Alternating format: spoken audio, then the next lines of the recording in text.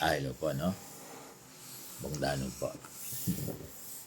Kahapon meron kaming learning action cell ng mga principals ng Caloocan Secondary na ginanap sa Crib 1, Pampanga.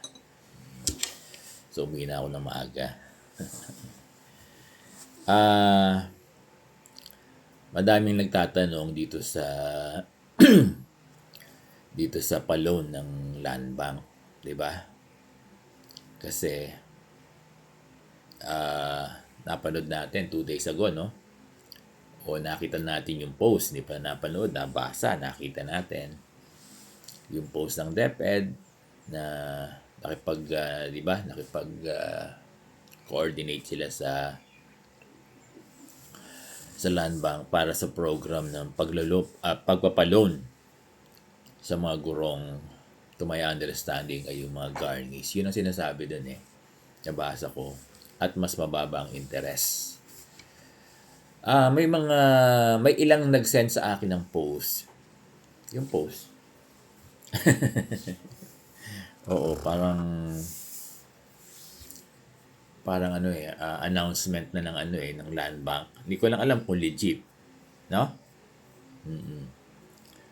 May tawag tayo diyan yung information post nila. Nakalimutan ko na yung tawag, mahirap mag-live, no? Nakalagay doon 10 years. Hindi ko lang alam kung legit. Kaya mahirap naman mag-announce dito, magsabi rito na ang land bank ay magpapalo ng 10 years. Pero, nung pala hindi, no?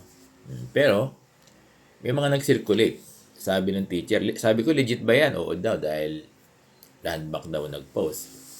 Kaya lang, mas sigurado tayo kung magtatanong kayo sa mga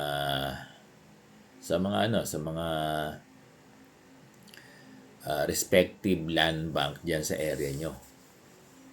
Diba? Katulad dito sa Caloocan, marami dito. Meron sa Samson Road na land bank.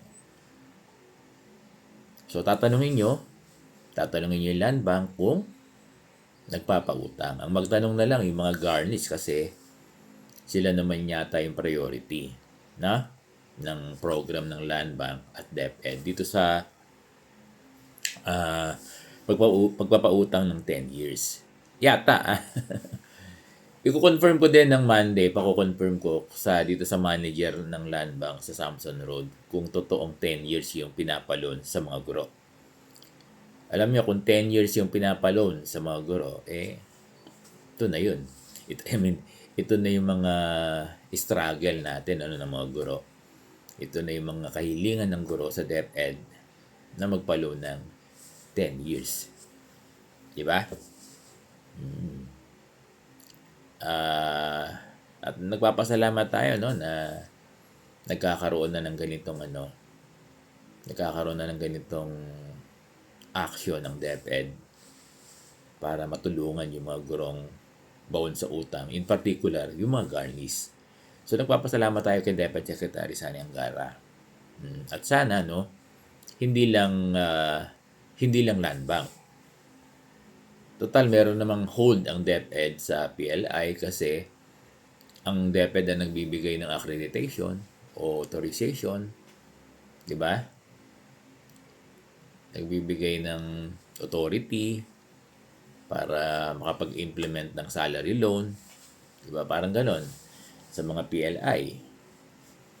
Sana, sabi ng mga guro din na huwag lang sa land bank. Kasi yung land bank, limitado by now Di ba nabasa natin na 1,000 teachers lang ang pwedeng i-accommodate. Buong Pilipinas na yan. Kung ang guro ay nabaon sa utang ay mag-a-avail sa land bank, gusto mag-avail, kaya aabot yan ng mga 700,000. Kasi 75%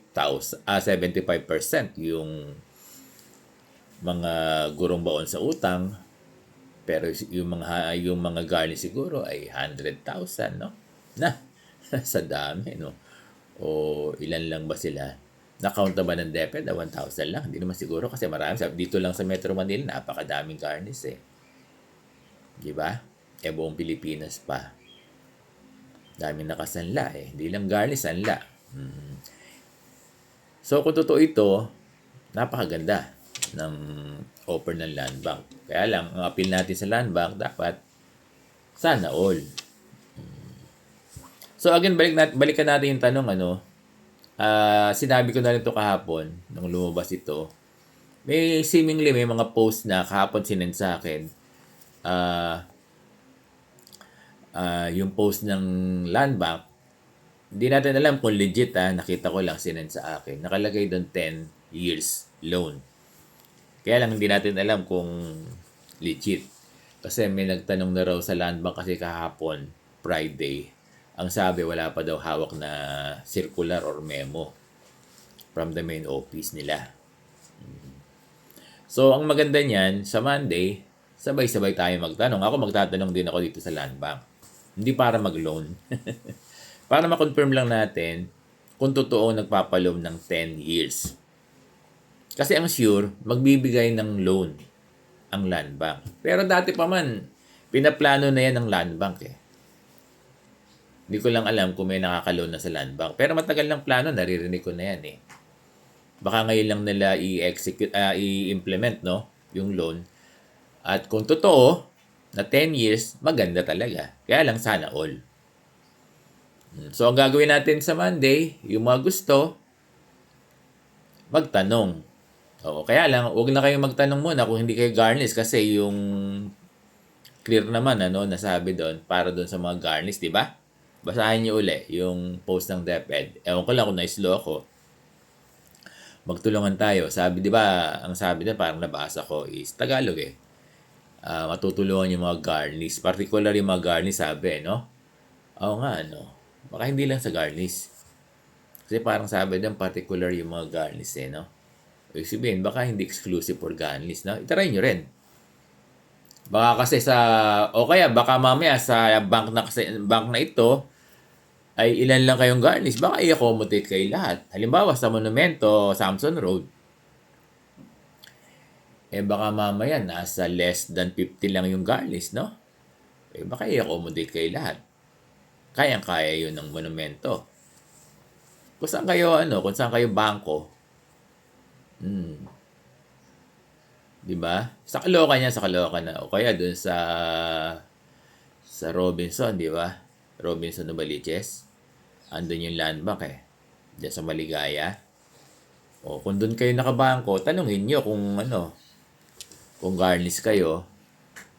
Baka mamaya, kaya na kayong i-accommodate ng local land bank nyo dyan sa area nyo. Ganon. Kaya tanungin nyo, no? So again, tatanungin. Wala tayong sinasabi kasi wala pa tayong confirmation sa mga manager. May post talaga ang land bank pero hindi natin alam kung legit. Pero yung announcement ng DepEd na magpapaloan, ito 100% magpapaloan talaga dahil nag-post ng DepEd sa website, nakita natin na magpapaloan ng land bank. Ngayon yung 10 years, may post ang land bank, hindi natin alam kung legit. Mas maganda niyan sa Monday, itatanong nyo sa mga manager. Kasi may nagtanong na sa manager. Totoo daw. Mas maganda niyan, itanong natin lahat sa Monday sa mga manager ng land bank, no? Yan ang dapat gawin.